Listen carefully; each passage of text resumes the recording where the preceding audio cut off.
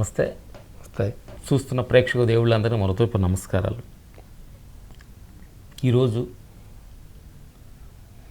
ధర్మాలన్నిటి గురించి మాట్లాడుతున్నాం. మేము అయిష్ట ధర్మం, భగవంతుడి ధర్మం, విశ్వధర్మం, ఆత్మధర్మం.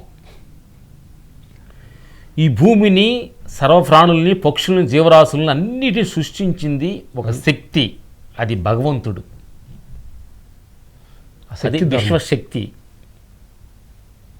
ఆ భగవంతుడి ధర్మం అనేది మనం చాలా భయంతో, భక్తితోటి భగవంతుడి ధర్మాన్ని మనం పాటించాలి.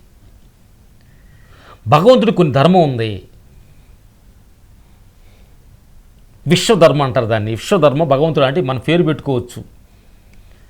దేవుళ్ళు ఎంతోమంది పేర్లు ఉండాలి, కానీ దేవుడు మనకు అవసరం లేదు కాబట్టి భగవంతుడు, దేవుడు అన్నాం మనం. అన్నిటి కలిసి వస్తాయి.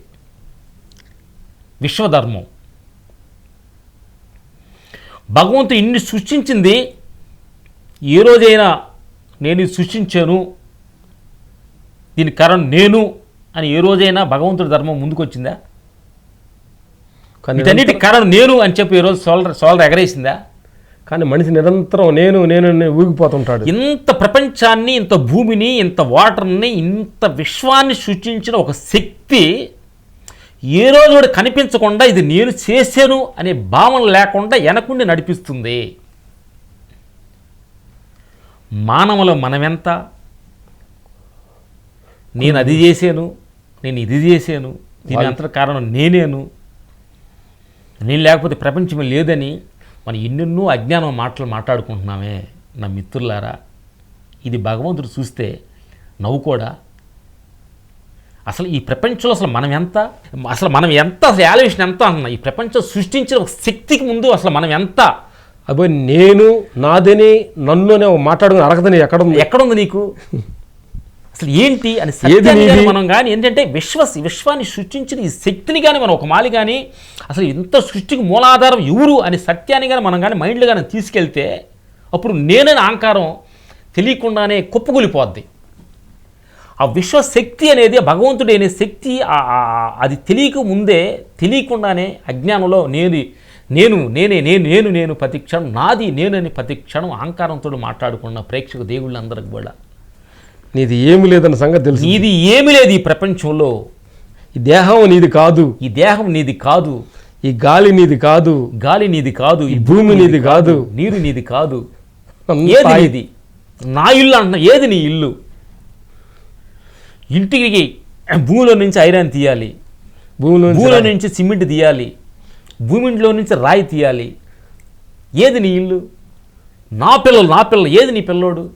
నీ పిల్లోడిని ఏమన్నా, నీ పిల్లోడిని సపరేట్ చెయ్యామని సింగపూర్ నుంచి తీసుకొచ్చావా? నీ పిల్లోడు తల ఏమన్నా సింగపూర్ నుంచి అమెరికా నుంచి తీసుకొచ్చి తల పెట్టావా? నీ కొడుకు ఏమన్నా సపరేట్ కావాలంటే నేను అమెరికా నుంచి తెప్పించానని చెప్పి ఏమైనా తయారు చేశాను నీ పిల్లోడిని? అన్నీ ఆయనయే. అన్నీ నీ పిల్లోడిని తయారు చేసింది ఆయనే. నువ్వు తినే ఆహారం తయారు చేస్తుంది ఆయనే. ఇల్లు ఆయనది. టోటల్ ఇట్లా ప్రపంచంలో విషయాలు అన్నిటికీ మనం ఆత్మ పైన మనం వెళ్ళగలిగితే, అసలు భగవంతు సత్యాన్ని మనం తెలుసుకోగలిగితే అసలు ఏది నీది? అంత ఆయనదే.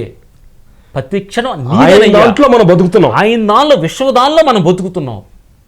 అంత నీదేనయ్యా, అంత నీదే, అంత నువ్వే అనే భావంతో ప్రతి క్షణం మనం బతకగలిగితే నీకెందుకు కష్టాలు వస్తాయి?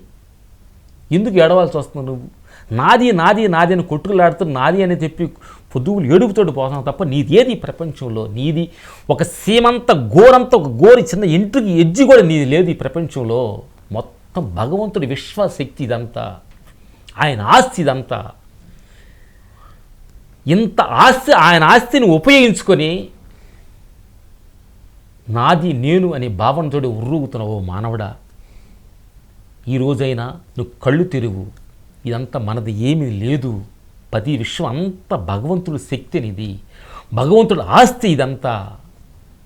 నీదంటూ ఈ ప్రపంచంలో ఘోరంతా కూడా లేదు అనే భావనతో, ఇదంతా ఆయనది అనే భావనతో, కృతజ్ఞ భావంతో, భక్తి భావంతో, శరణాగతి భావంతో కానీ ప్రతి క్షణంగానే మనం కానీ ఉండగలిగితే ఎంతో ఆనందంగా. భగవంతుడి ధర్మం ఇది, భగవంతుడి ధర్మం ఇది, విశ్వధర్మం.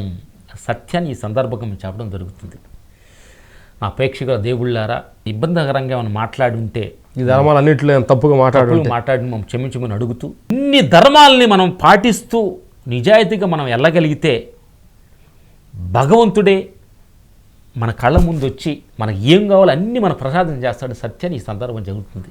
అందుకని భగవంతుడి ధర్మం అనేది ప్రతి మనిషి ఉల్లంఘించకుండా మొత్తం నీదేనయ్యని శరణాగతితో బతికితే ప్రతి క్షణం ఆనందమే ఆనందో భ్రమలాగా మనం బతకొచ్చిన ధర్మం చెబుతూ సెలవు తీసుకున్నాం. ఓకే.